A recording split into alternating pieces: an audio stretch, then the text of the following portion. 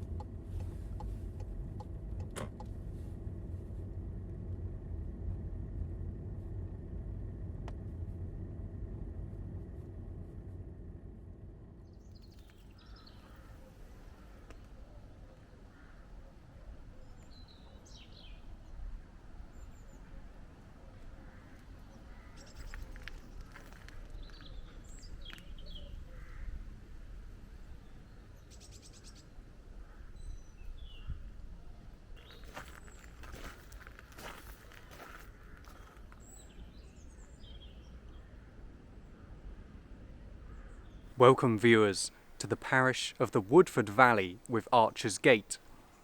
There are 3 churches here: All Saints, Middle Woodford; St Andrew's, Great Durnford, where I recorded Advent music; and this church, St Michael, Wilsford.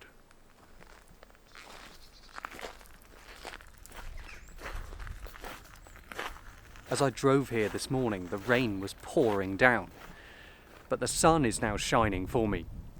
So as I go and get my trolley, you can gaze upon this glorious Victorian architecture.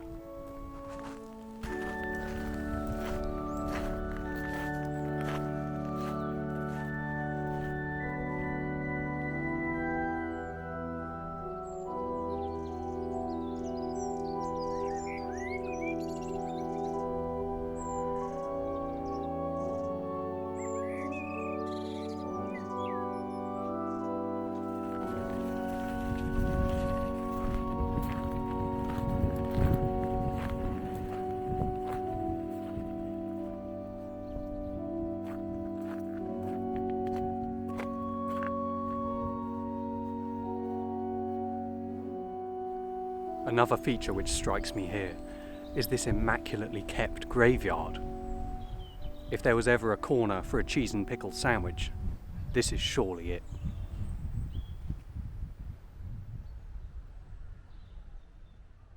But for now, time to explore the inside of this church.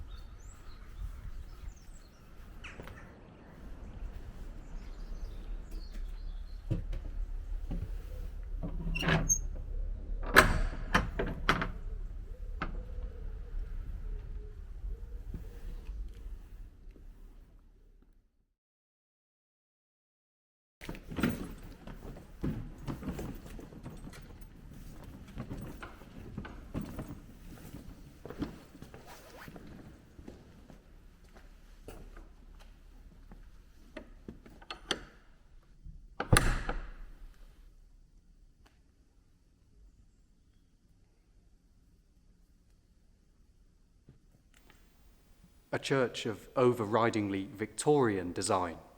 Huge contrast, of course, compared to St Andrew's Great Durnford just across the River Avon, part of the same parish, but that was a largely untouched Norman church. This building is also Norman in origins, but completely restored and rebuilt by the Victorians. It gives it a completely different atmosphere, doesn't it? Think about Stratford Tony, the church I visited just before Christmas, with its light-coloured woodwork, unvarnished pews, much smaller than these. This building is much darker. It doesn't benefit from the natural light in the same way, but there's a warmth about it. It's a beautiful place of haven for worshippers, cyclists, walkers, all kinds of folk making their way between Salisbury and Amesbury, or out here for recreation.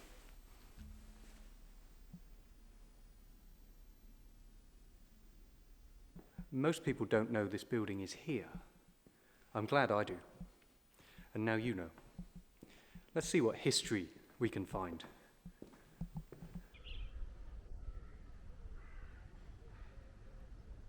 A look round St Michael's Church in Wilsford. This is not a historical treatise, but intended as a look-around for visitors and residents who may not have noticed several unusual features concerning this very small church, which has seating for just 123 according to official specification. Unusually, it's virtually invisible from the road. However, an effective notice board has slots in which times of forthcoming services are inserted. Who knows of any other notice board of its kind? In sylvan surroundings, the War Memorial is attractive as well as of utilitarian value, providing a wooden seat for up to 10 people. Put there when cycling was popular, it still is. Also appreciated for hikers. We can picture in our minds groups of people who've sought rest here in the shade of the trees, and who still do. The parish church of St Michael was built during the 12th century and largely rebuilt in 1852 by T.H. Wyatt, a prolific Victorian architect. The year before he rebuilt this church, he also restored St Martin's in Salisbury, my home church. The West Tower dates back to the 12th century, with 2 lower stages without buttresses. There's a west doorway with plain double arch. The rest of the church was entirely rebuilt. Notice how the roof line is at the same height all along its length. Normally there would be a chancel roof at lower level containing altar and choir. Although the interior is not large enough for a colonnade of arches, there are above the altar 3 windows, which are smaller versions of those in the cathedral. You can just about hear a helicopter. We are very near to Salisbury Plain with all its military training. An added effect for you there, viewers. Leftwards, conveniently near the altar and opposite the pulpit, the Walker organ with its date 1858. 2 manuals and pedals, a noble sounding instrument. Although at the time of writing, the tremulant is not to be used. I wonder whether they mean it doesn't work or you're forbidden to use it. Maybe something happens when you pull it out, something dangerous. We'll find out in a moment. I mentioned a cheese and pickle sandwich. I would love you to join me, viewers, but contrary to what C.S. Lewis said about how eating and talking went remarkably well together, I prefer my lunch to be a reflective and mindful time. I know where I'll be sat. I've got cheese and pickle sandwich, an apple and cheese, and to finish, some cheese and onion crisps. So you can watch an advert. I'll see you later.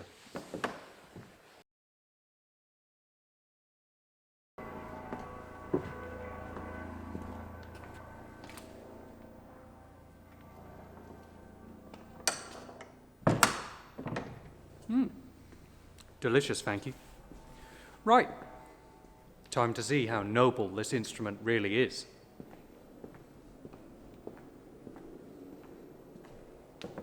1858, J.W. Walker.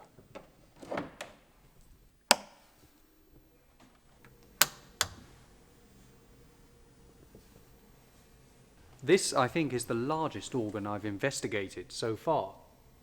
2 manuals and a full-size radiating concave pedal board. That means it's a more modern pedal board. It's not straight like you'd get on older organs or German organs. It makes it much easier to play.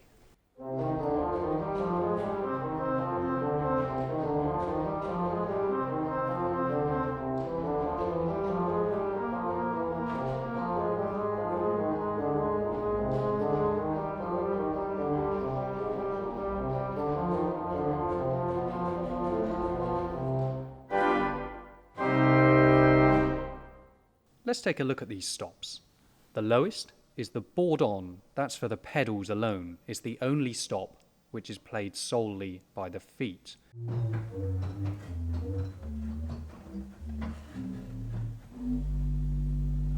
Board on is from the French for bumblebee.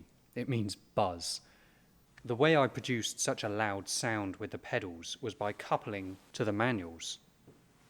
There are these little couplers down here. That draws the sound of one keyboard, either to another keyboard, in the case of swell to great, or down to the pedals, swell to pedal and great to pedal. That means you can play all of the sounds from the manuals with your feet. You can't do it the other way round though. You can't play the 16-foot board on with your hands. Open diapason and principal are the 2 loudest stops. They're both made of metal. They're open-ended to create a broad, round sound, excellent for playing hymns.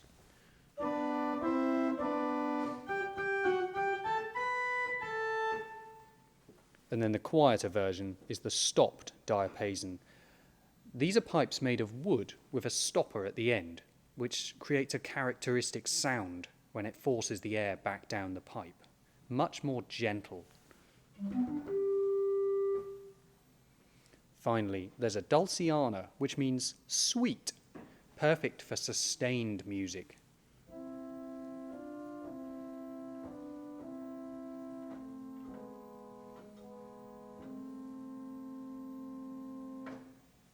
Over on the left, these are the stops for the swell division. That's the upper keyboard. All of these pipes are inside a box called a swell box. If you look down to the pedal board, you can see the latch for the swell pedal. If you kick that, it closes the shutters, makes the organ quieter. 2 flutes, the Gedackt and the Lieblich. Both produce a sweet sound.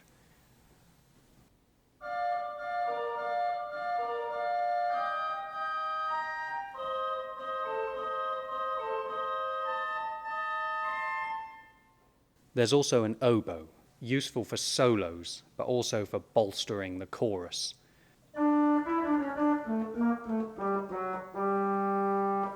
That tremulant that the guidebook mentioned, you can just hear it rumbling away.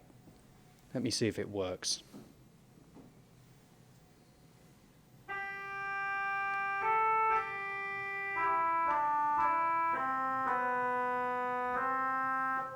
No, it doesn't work.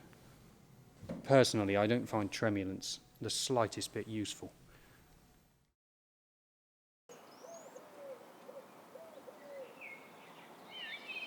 As the season of Christmas continues, let's begin with a great time-worn melody, with one of the most fantastically descriptive last verses. Omega and Alpha he, let the organ thunder, while the choir with peals of glee doth rend the air asunder.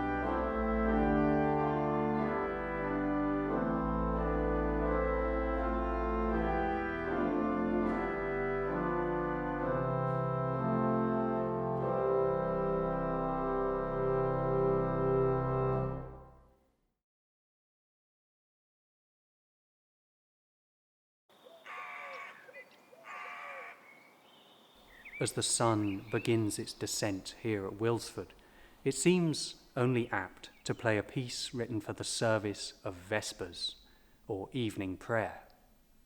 This is one of the early works by a composer from England who went on to become one of the greatest in all Western music. Even after reaching fame and recognition, he was acutely sensitive of his humble origins. His upper-class contemporaries said that his father keeps a shop. How would they have felt to see him become Sir Edward Elgar?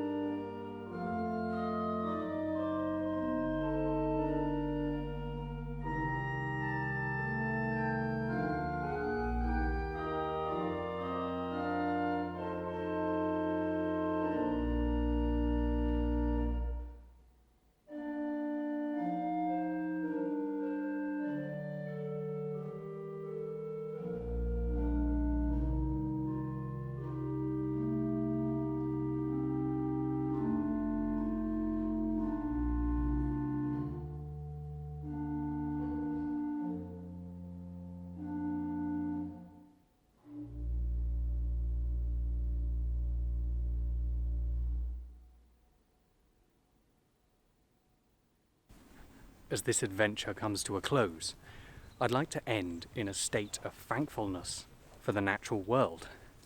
This is, of course, a farming community. And what better way to pay tribute to that than at the console of a wonderful village church organ?